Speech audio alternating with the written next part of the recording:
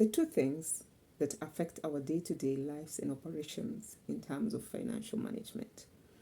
And it is a very tough line in terms of understanding how to look at what you bring, that's your income, and the expenditure, what you spend.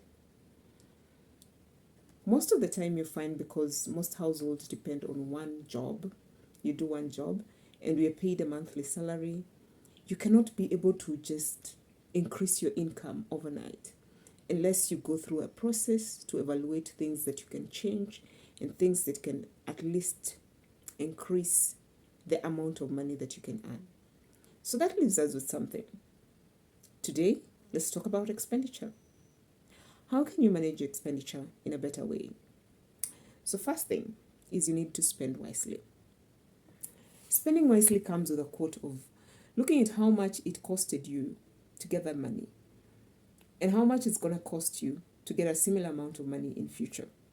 So when you're spending with the thought behind your mind on how you're going to replenish back that money.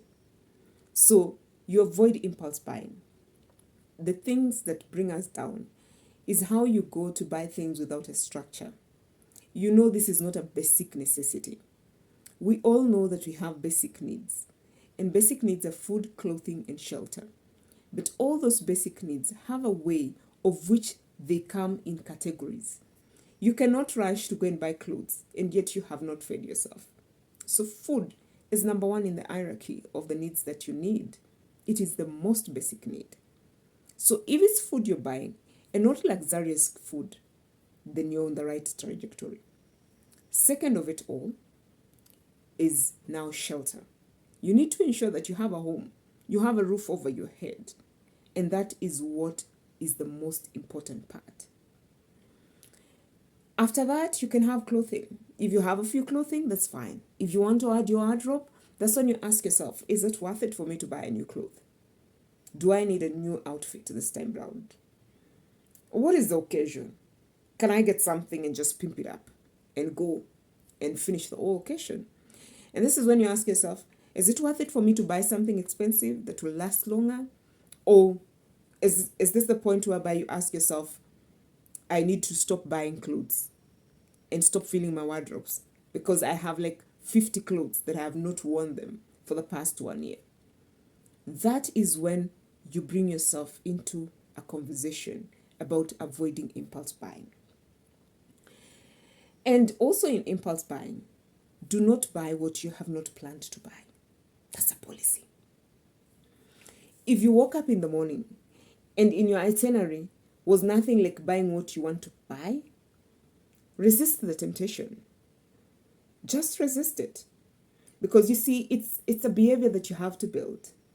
And just the same way as getting away with a behavior is you need 21 days of refraining from it. Impulse buying is the same thing. You need to program yourself. If you finish doing a budget within a month and then you come sit down and you understand what you have saved, you will not do impulse buying again. So, how do you ensure that you have a plan? First is you ensure that the plan that you have is a budget. That budget is what you're going to stick with. There are different ways to do budgets. We're going to look into that. There's the old traditional way where you use envelopes. There's the way where you apportion your money.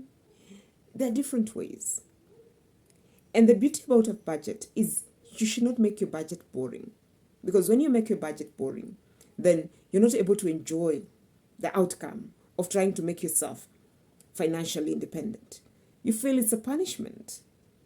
So, taking that initiative that you can be able to create either a daily, weekly, or monthly budget, depending on your income stream.